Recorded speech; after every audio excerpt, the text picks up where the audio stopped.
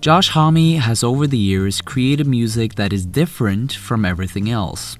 In the beginning of his career, he tuned down his guitars and used bass amps to create a rumbling, deep, and trance-like sound. Years later, he distanced himself from his first band, Kyuss, by founding his own band, Queens of the Stone Age, a musical transition that freed him up to make everything from punk and hard rock to pop and swing-infused music. Even his lyrics took on new themes and in many cases became more synonymous with what Homme felt and thought at a more authentic level. Homme later took on side projects that would broaden his horizons even more. The Desert Sessions, Masters of Reality, Eagles of Death Metal, and Them Crooked Vultures are only a few examples. But despite of all these collaborations, you can always hear it when Josh Homme plays a guitar melody or delivers a phrase. In many ways, Homme's sound has always been authentic. It's as if he's always had the ability to reinvent himself musically and be completely free lyrically. But is this really the case? By digging deeper, we find that there's a whole list of people that provided Homme with a creative compass on his journey. In this video, we'll focus on two people in particular that provided Homme with both a sense of friendship and mentorship. We're talking about Mario Boomer Lalli and Iggy Pop, two musical legends that helped him carve his own path in music.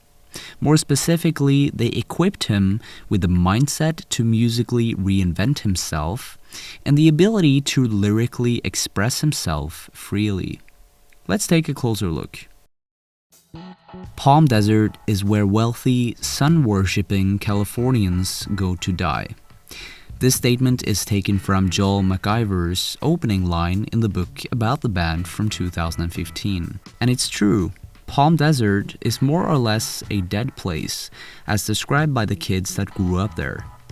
But it's also a place with its very own music scene. The birthplace of bands like Kyuss, Across the River, Eagles of Death Metal, and others. In the 80s, the city developed a small yet potent music culture. Kids living in Palm Springs were usually bored out of their minds. They had school, a place to live, and nothing much more in between. So they had to come up with their own fun. Using gasoline-driven power generators, the kids had the opportunity to create outdoor music venues in the desert. With the generators, they had electricity for lights and amplifiers, and just like that, they managed to create a whole new avenue for experiencing live music.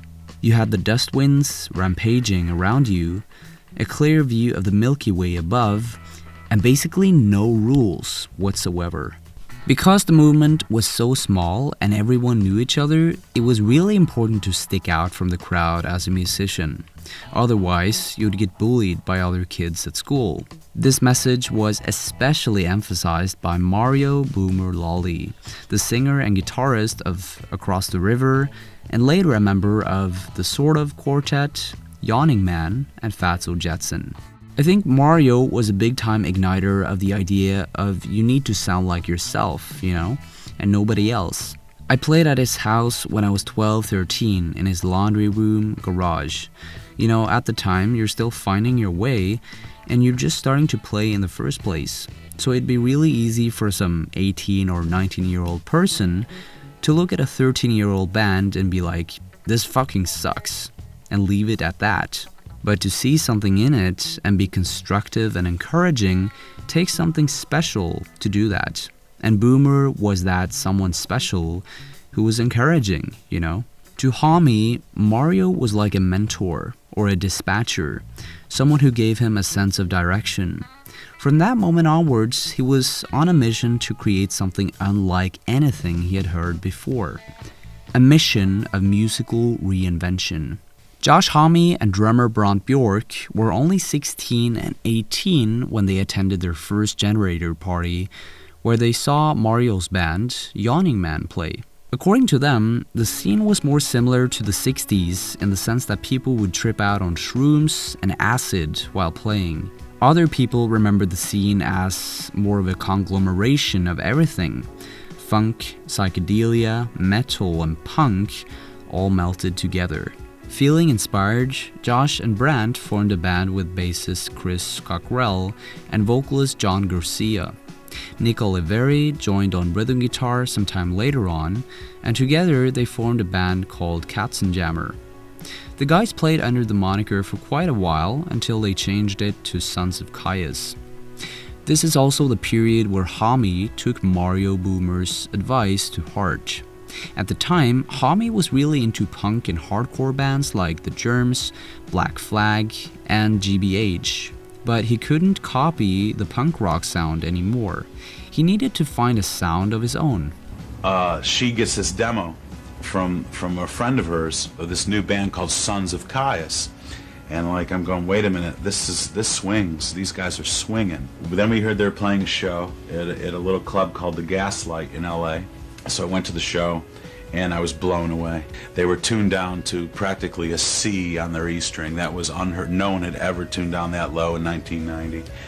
In 1990, metal was very staccato. It still is. You know,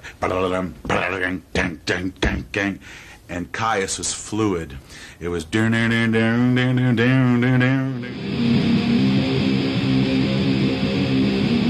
Some would compare their sound to one of the first heavy metal bands, Black Sabbath, combined with the trance-like repetition of space rock giant Hawkwind. Bands like these came close to creating such a sound, but no one banked all their money on this combination of sounds like Sons of Kyuss did. Eventually, they changed their name from Sons of Kyuss to simply Kyuss. Their second full-lengther, Blues for the Red Sun, became their breakthrough album after its release in '92. And during this time, they were even invited by none other than Metallica as their support act on their tour in Australia. It's safe to say that this was the band's heyday. People couldn't get enough of their sound. But after the release of 2 more albums, the band had had enough themselves. I didn't just want to play one type of music anymore. Kyuss was everything too. When you're in a band since you're 15 years old, by the time you're 22, you're like, this is all I know. This is not a good idea. It wasn't just his boredom and eagerness to explore something new that triggered the breakup though. In another interview, Homme said that he had gained a new perspective of what he wanted to communicate with his music. What I thought punk rock was a total lie. And then I heard Iggy Pop's Lust for Life and The Idiot for the first time. If you're a band on tour, those lyrics hit you. They were so true. And then I heard the Stooges records, and those records said everything I wanted to say better than I could say it. It made me want to quit. So I did. Now, what exactly was it about Iggy's lyrics that Josh found so true? The lyrics on Iggy's first record, The Idiot, were mostly about women. Crawling since the midnight, you got me reaching for the moon. Hey, I feel lucky tonight.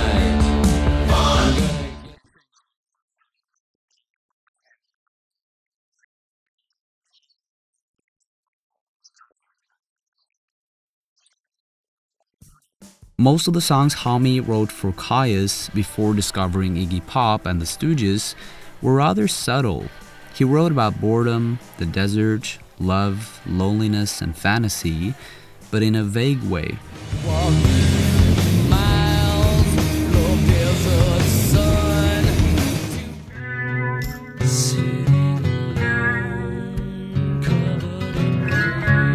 But when Homme quit Kyuss and started his new band, Queens of the Stone Age, his writing style took a drastic turn. His writing was to the point and way more obvious to read into. Not to mention the ever more consistent themes of drug use and sex that falls completely in line with what Iggy wrote about during the late 70s.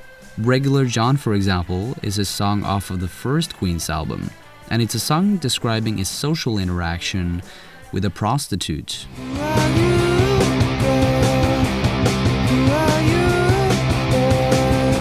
I Was a Teenage Hand Model, on the other hand, is a song that's referencing the hours after a rough night out, drinking way too much. Cozied up to the toilet. It's clear that Homme and Iggy shared a somewhat similar background. They both came from a drug-induced past, and they were both young men interested in getting some. It was probably freeing for Homme to see someone else singing so openly about drugs and sex, let alone a decade before it was permissible. It probably gave Homme a sense of, this is okay, a safe place for him to explore those themes even further. Feeling inspired by Iggy and tired of Kyuss, Homme decided to move to Seattle to think about what he wanted to do next. He considered going to school and staying away from music for a while. But he couldn't keep himself away for too long. Shortly after he came to Seattle, he went on the road with Mark Lanigan and his band, The Screaming Trees. And during that tour, he got an epiphany. All this time, he had worried about whether anyone else would appreciate his music. But now, it didn't really matter. He wanted to create music for his own sake. He didn't need to stick out from his local music scene anymore to avoid getting a beating. Now, he needed to create a career. Josh would continue to reinvent himself with Queens in a much more drastic fashion compared to what he did with Kyuss. He described the evolution of his first 3 records like this. The first one needed to distance itself from Kyuss, my previous band, without losing anybody and establishing a new sound.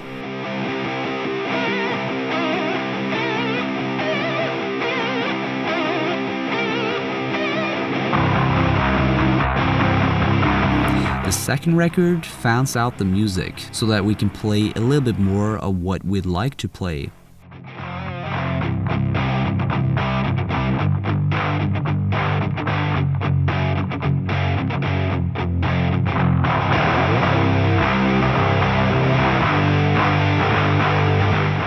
And I think the third record is the personification of the idea, which is musical diversity.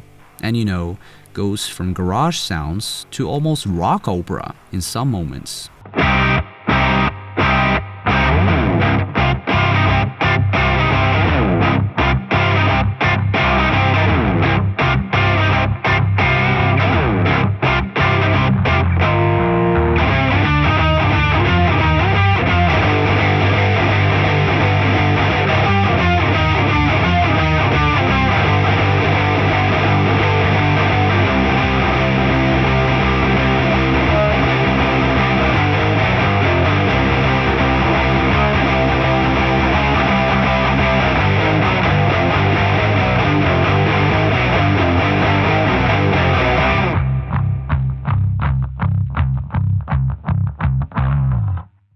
Now, if you study what Homme has done throughout his career, you might understand that he's like a musical chameleon.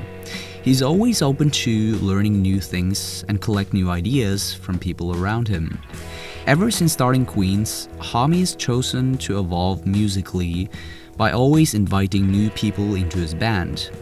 This has not only been a way for him to change up his sound, it's also garnered him a unique understanding of his current position in music.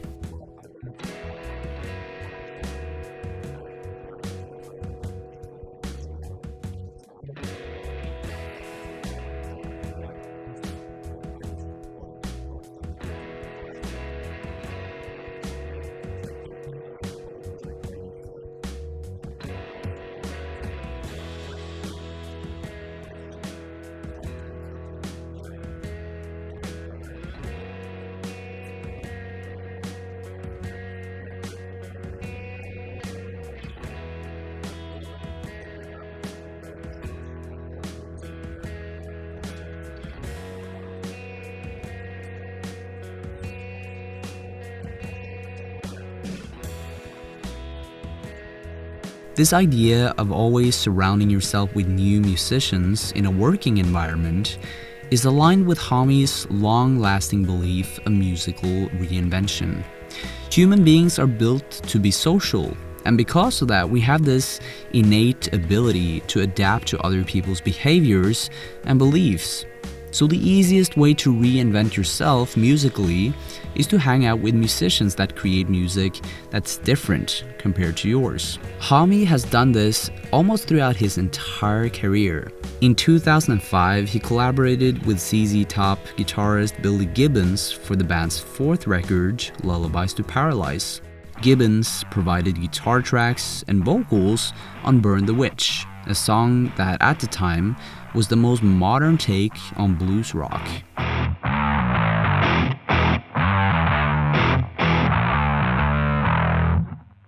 A couple of years later, the band released Era Vulgaris and collaborated with the Strokes vocalist Julian Casablancas on their single 666. Here, the band went into a pop rock direction with grim moments sprinkled throughout. Casablancas provided some hefty vocals and a Casio guitar track.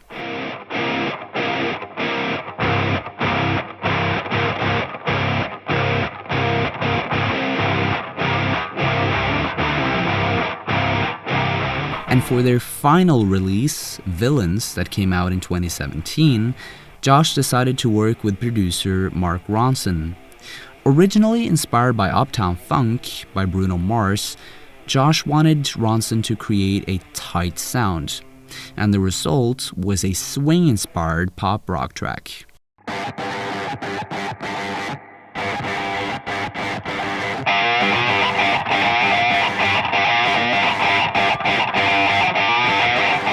Talking about musical reinvention, just like Homme changed subject matter completely when transitioning from Kyuss to Queens, a change of themes happened later on in his career as well.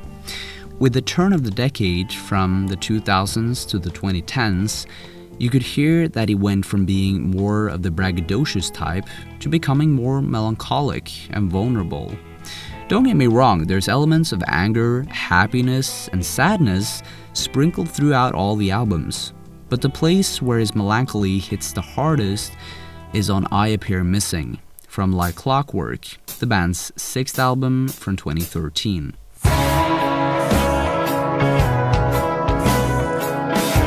This is such a great example of a song that gets even better once you know the meaning behind it.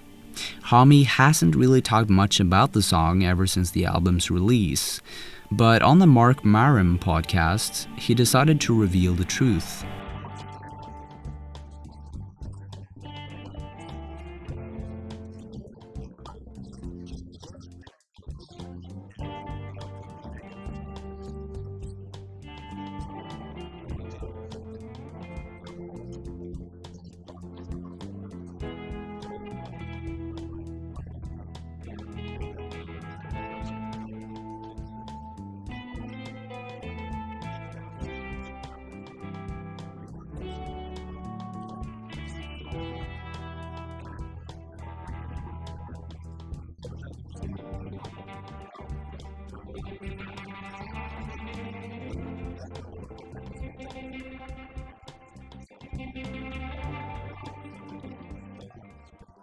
Pieces were stolen from me, but dare I say, give it away.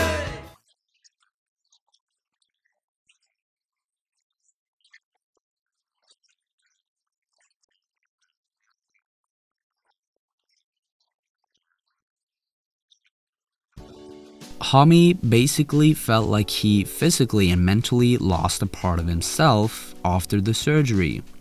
And it was a part of him that was integrated with music. It's no wonder why he hesitated to share this for so long. Would you ever confess to people that you're completely broken and lost, and that your career might be ruined? Maybe to your closest friends and family, but not to the world, right? Now, most people might actually be able to keep the truth to themselves. But Homme banked all his musical success on being honest throughout his lyrics from day one. So he shared the truth. And in doing so, he hit another milestone of lyrical freedom. The lyrics were even deeper, darker, and more real than ever. And it might have influenced a certain artist to do something similar. As mentioned before, Homme loves to collaborate, and in 2015 and 16, Homme got the chance to work with a man who had influenced him massively on a lyrical and personal level.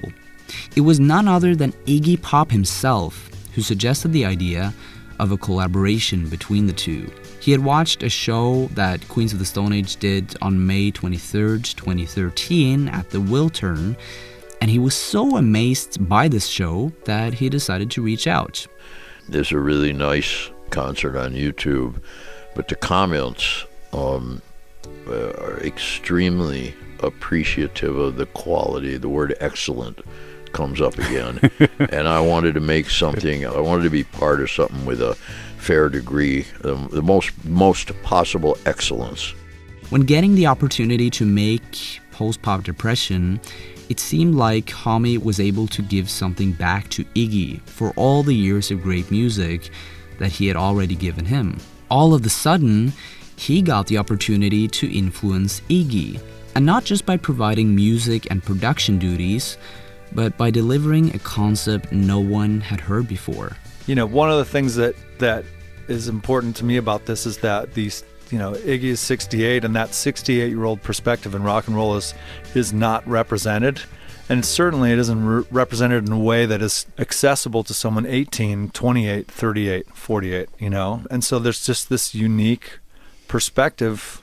With Post-Pop Depression, Homme was able to give back musically and lyrically, and in a way that he's probably more proud of than anything he's done in the past.